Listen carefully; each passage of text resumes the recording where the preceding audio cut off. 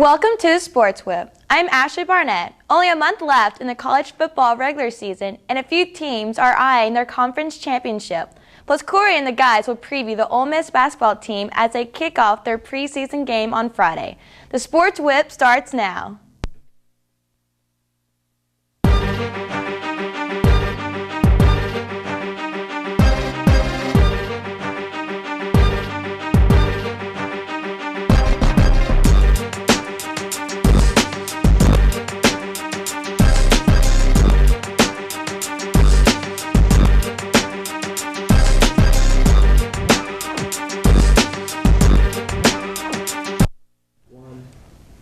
Welcome to the Sports Whip. I'm Kory Keys, joined by David Henson and Alex Lake. Guys, thanks for coming back this week. All right. First things first, we're going to get into this. Ole Miss loses on a bad road game, bad road loss at Auburn, 33-20. Give me a little of what you thought happened, Alex.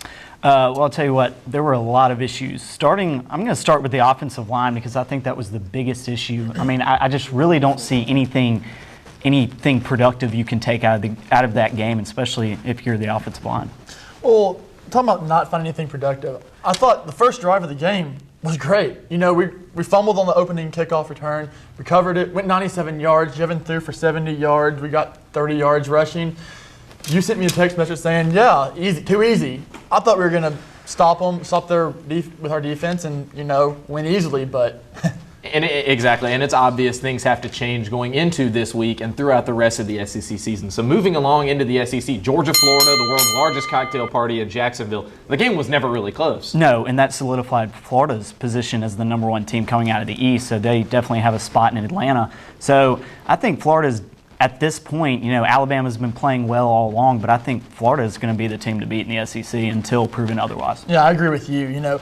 Georgia's had a down year this year, and we've talked about that before. But Florida, their offense showed up again. They'd been struggling the past couple of weeks. They showed up, put some points up on the board, and they'll walk into Atlanta now easily and face Alabama most likely. Switch gears a little bit. We're going to go over to Ole Miss basketball. Andy Kennedy's club opens up their exhibition season tomorrow night at home at the Tad Pad against Division II's Auburn University at Montgomery. This isn't really a game that we can sit here and analyze, but what are some expectations for the basketball team this season? I think the one big thing that everyone's looking forward to is seeing Chris Warren and Tarico White playing with each other on the same court when they're both healthy. But the other issue is you've got to look at some front court issues with Malcolm White transferring to LSU last year. Yeah, I'm really excited about seeing Tarico White and Chris Warren on the court at the same time this year. They were on a little bit last year, but Tarico really hadn't blossomed yet like he ended up being. It's going to be interesting to see if they can coexist and see how many shots are going to go between them, as well as the other guards, Zach Graham, amongst the others who are going to be back on the roster, and Neil Polynice. Back to football, though. Ole Miss takes on the Northern Arizona Lumberjacks this Saturday at Vaught-Hemingway Stadium. It's a night game, but this is another game against an FCS team. Now Ole Miss has to win 7 games to become bowl eligible, making it that much more difficult after this loss to Auburn, especially. So now we sit here and talk about Ole Miss and Northern Arizona, how much of a big game it is. You got to get the win. Former Ole Miss quarterback Michael Herrick is the starting quarterback for the Lumberjacks. Which I found it interesting to find out that Coach Nutt didn't even know that he was on the team 2 years ago when he first came into Oxford. But, it's a big game for the Rebels simply because it's the next game. It should be a scrimmage, more or less. So, you just got to start looking forward to the Tennessees of the world and the LSUs coming up in a couple weeks. Right. Talking about Michael Herrick, Northern Arizona is a team that will score some points on us. They've scored 40 points at least 3 or 4 games. Herrick's thrown for over 2,000 yards already this year. So they're going to spread the ball around. They're going to score some points most likely on us, but we shouldn't have a problem.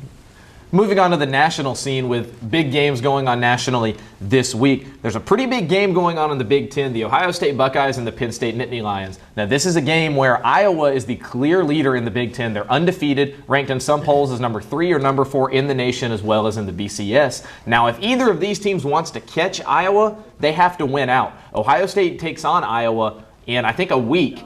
That game will be in Columbus, and so if Ohio State wants to get to a BCS bowl game, they have to win out. How important is this game, and how much of it is a matchup between quarterbacks, Darrell Clark and Terrell Pryor? Well, I think when you look at the Big Ten, it's it's Iowa and everyone else. So I think it's going to be a big game simply because, it's just two big headliner teams facing each other. It's going to be interesting to see how Terrell Pryor reacts heading back to Pennsylvania. Yeah, speaking of Terrell Pryor, it's a homecoming game for him. So going back to Pennsylvania, he was one of the top quarterbacks, or the top quarterback in the nation when he came out of high school, spurning his home state of Pennsylvania to go to Ohio.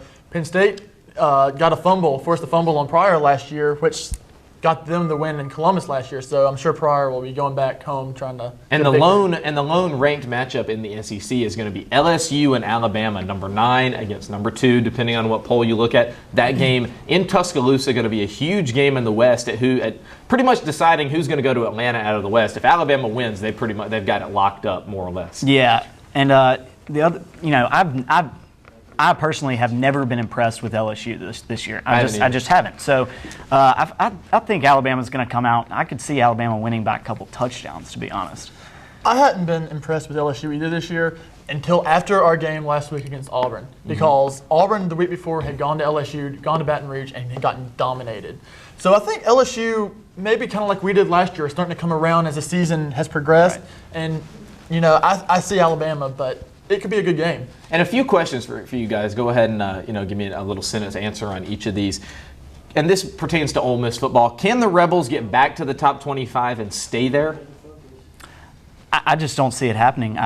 You've got, of course, you're playing Northern Arizona, but you're Tennessee with an improving team, a young team improving coming in. Of course, you've got LSU, and Mississippi State's not looking too bad either. So I just don't see it. Yeah, I'm with you, Alex. I don't see it either.